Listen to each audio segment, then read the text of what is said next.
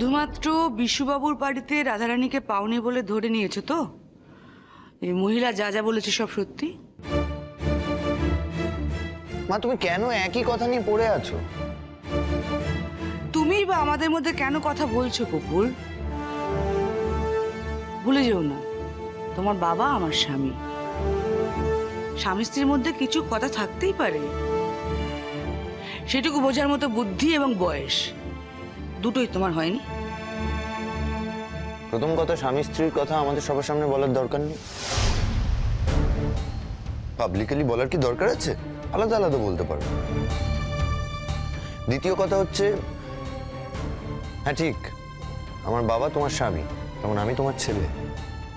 নিজেকে আর আমার সামনে ছোট করো না, ভালো লাগে। পুপুল, তুই কিন্তু বৌদিকে অন্যায়ভাবে অপমান করছিস, আর তাও করছিস এই মেয়েটার জন্য। আচ্ছা, এই মেয়েটা কি তোকে এইসব শিক্ষা দিচ্ছে? মুখ সামলে কথা বলো। আমায় শিক্ষা দেওয়ার বা বুদ্ধি দেওয়ার বয়সটা বোধহয় আমি পেরিয়ে এসেছি।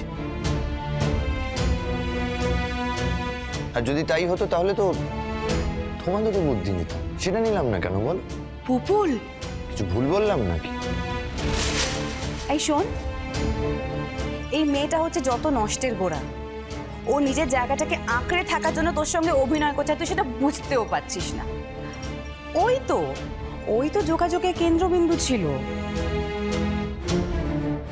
এখন সত্যিটা প্রমাণ হয়ে গেলে ওর ব্যাপারটাও প্রমাণ হয়ে যাবে,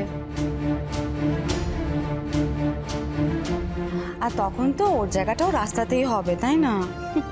প্রমাণ করো না পিসিমণি, আমিও তো তাই চাই, যেটা সত্যি সেটা প্রমাণ হোক। দেখো দাদা, এখানে অযথা আজে বাজে কথা বলে সময় নষ্ট করার কোনো লাভ নেই।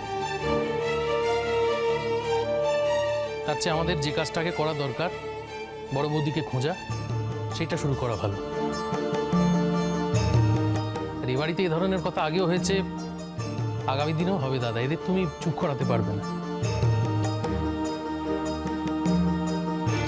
আর কাকুন, তোমাকে একটা কথা বলি, তুমি যখন জানোই যে সত্যিটা একদিন প্রমাণ হবে, তখন এদের মতো লোকের সঙ্গে তুমি চ্যালেঞ্জ করছো কেন? কেন নিজেকে ছোট করছো? একটা জিনিস জানো কাকুন, আমার মনে যখন কোনো জিনিস নিয়ে সংশয় হয় না, তখন সেটা মেটা না পর্যন্ত আমি হাল ছাড়ি না, এক্ষেত্রেও ছাড়বো না। একবার বৌদিকে ফিরে পেতে দাও, তারপর এক এক করে দিনের মতো সব পরিষ্কার হয়ে যাবে।